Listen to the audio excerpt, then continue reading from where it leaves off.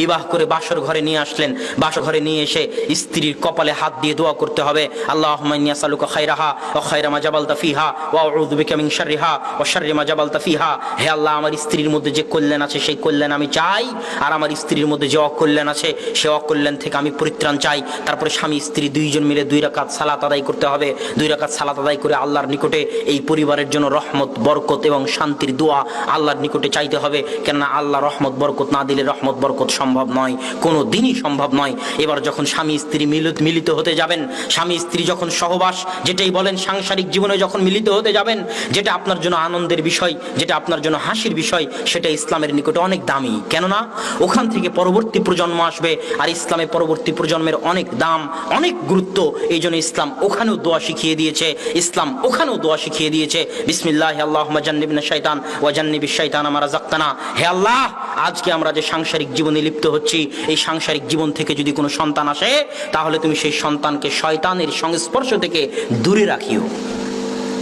কত সুন্দর ইসলামের পরিকল্পনা শুধু একটা সন্তানকে নিয়ে।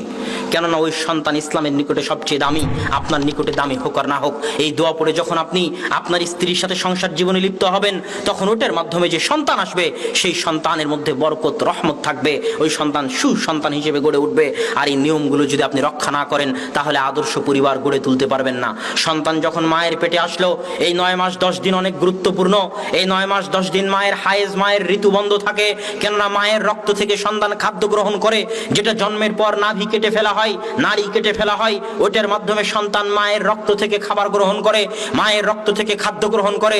এই 9 মাস 10 দিন যদি মা টিভি সিরিয়ালের সামনে বসে থাকে, এই 9 মাস 10 দিন যদি মা সালাত আদায় না করে, এই 9 মাস 10 দিন যদি মা কোরআন তেলাওয়াত থেকে দূরে থাকে, এই 9 মাস 10 দিন যদি মা বউয়ের সাথে, শাশুড়ির সাথে ঝগড়ায় লিপ্ত থাকে, এই 9 মাস 10 দিন যদি মা পরকীয়ায় লিপ্ত থাকে, তাহলে প্রত্যেকটা কুকর্মের প্রভাব তার পেটে থাকা নিষ্পাপ সন্তানের উপর পড়বে, এবং ওই নিষ্পাপ সন্তানও ভবিষ্যতে কুসন্তান হিসেবে গড়ে উঠবে।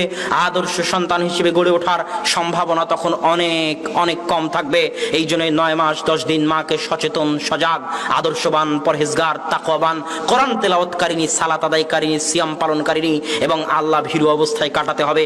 নিজের জন্য না হলেও সন্তানের জন্য, ভবিষ্যৎ প্রজন্মের জন্য আদর্শ সন্তান পাওয়ার আশায়।